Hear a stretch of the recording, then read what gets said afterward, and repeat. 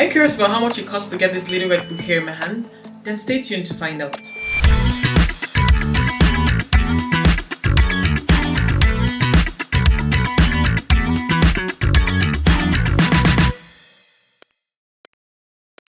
Hey y'all, what's up and welcome back to another video. So about a video ago, I spoke about my journey, my process of getting the German citizenship.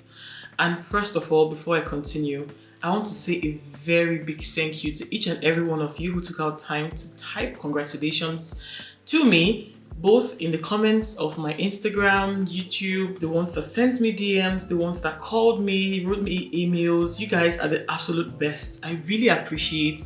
Thank you so much for your prayers and your good wishes towards me. So like I promised in that video, I was going to talk about the actual cost of applying for the German citizenship and the German passport. And if you remember, as I mentioned, getting the citizenship isn't equal to getting the passport. So you're going to pay for both of them separately, okay? So in this video, I'm going to be letting you know the financial implication of applying for both the German citizenship and the passport. May I have my passport, please?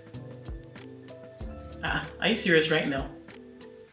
Thank you. So yes, I'm going to be letting you know the real cost of getting this little red book here in my hand. If you'd like to know all about that, then keep watching. First things first, we're going to be talking about the cost of the exams. So the German B1 exams cost me 165 euros. And I'm talking about the Lesen, Schreiben, Hören und Sprechen, like 4-in-1. It's important to note that this cost for the German exam could vary based on the Anbieter. So for me, I wrote TELC. I don't know how much Goethe costs and any other German exams, but TELC costs 165 euros at the time that I wrote the exam, okay? And the Einbürgerungstest or the Leben in Deutschland test or the naturalization test in English cost me 25 euros. Now for the naturalization certificate, otherwise known as the Einbürgerungsurkunde auf Deutsch, it costs 255 euros for the entire process.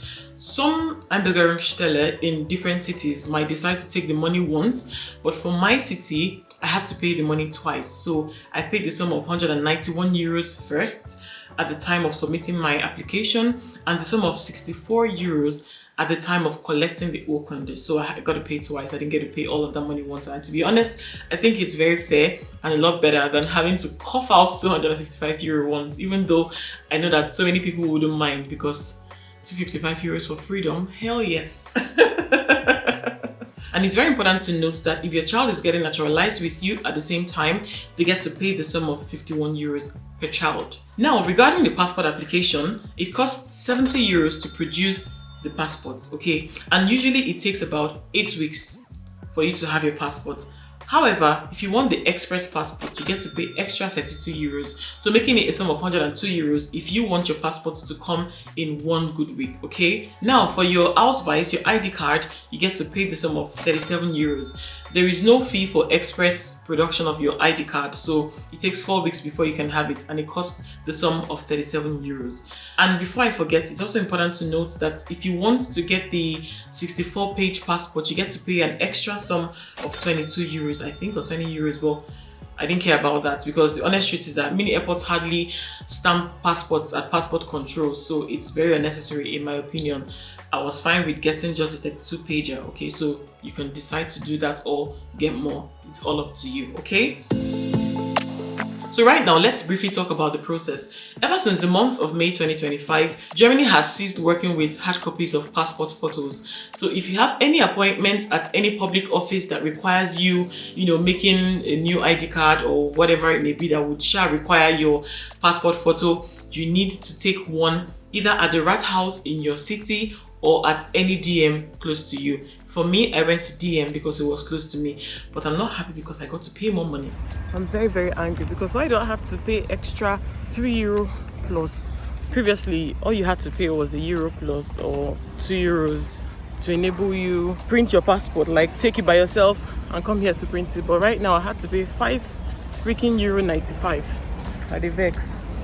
But yeah, the point is that This is the new application method. If you have any appointments that have to do with a passport photo, I just thought to put that out here, okay? So with this passport that you snap at DM or Rathaus, you're going to get a QR code.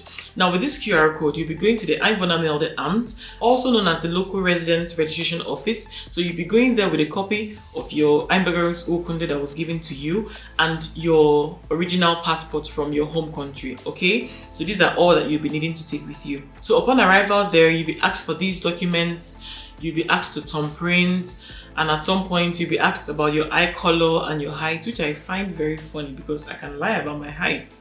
I can say I'm taller or shorter than I actually am, but yeah, that's by the way. So you get to provide this information, and of course you get to do a lot of signing, a lot of it. But the good thing is that it's electronical and it's right in front of you. So once they ask you to sign, you use the electronical pen and you sign. So after all of that, you're asked to pay, of course, and thereafter you're given a date of collection.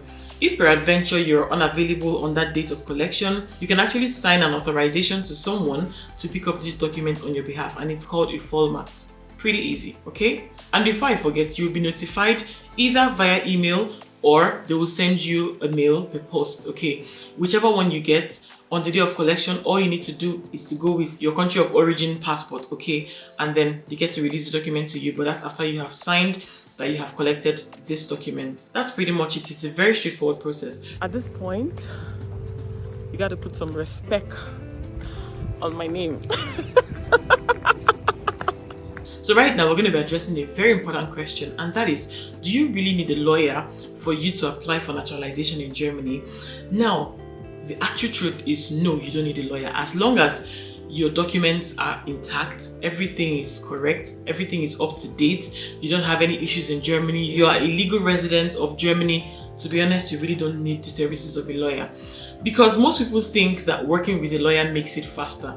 Sometimes it does for some people, but other times it ends up delaying your process. Why? Because now there is a third party. So, peradventure, a document is missing or you need to send something else across to them. The handling officers or the handling officer at the Einbürgerungsstelle gets to reach out to your lawyer who has stood in your place, who is representing you, who you have given format, by the way, authorization, who you have authorized to represent you. They get the information before you, and then before all the correspondence is done, before the information gets down to you, so much time would have passed, and this just ends up delaying your application process. However, that is not to say that lawyers do not come in handy most times during the naturalization process, and they come in handy when you want to file what you call the Untätigkeitsklage. So Untätigkeitsklage is like a lawsuit of inactivity, because I'm going to be very honest with you, the time you submit your application is not when they start working on it. It takes them 5 to 6 months before they open your file.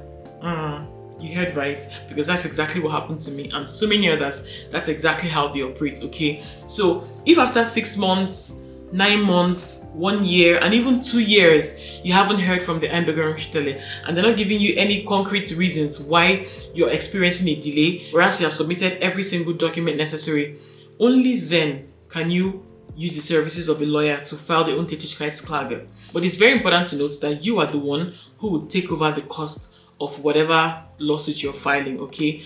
Personally, I would say it's not necessary, except there is a very, very, very urgent reason why you need that passport done in less than a year. Because to be honest, so many behörden, so many Einbürgerungsstelle can delay. Just calculate with that, alright? So generally speaking, you don't necessarily need a lawyer for your application. Just do your thing and go and chill. Don't keep tabs on them. Just do your thing. As long as you have a right of residence in Germany, just go to bed, submit your application and go to bed. When they'll call you, okay? Don't bother wasting your money, because let me tell you, if you're going to be working with a lawyer to submit your application, you'll be spending close to 2,000 euros or more, okay? I'm telling you that for free, just so you know. So save your coins and do your thing yourself and only use them when necessary, alright? So guys, I'd like to know in the comments, if you're naturalized already and you've gotten your passport, how was the process like for you? Was it fast? Was it slow? And did you get to use a lawyer? Would you recommend using a lawyer? Let's have the conversation right there in the comments, okay? And if you found this video helpful, do also give it a thumbs up and don't forget to share this video with your friends. Please, please, please guys, stay subscribed to this channel if you're not yet subscribed, and I'll be seeing you guys in the next video. Bis dann. Tschüss.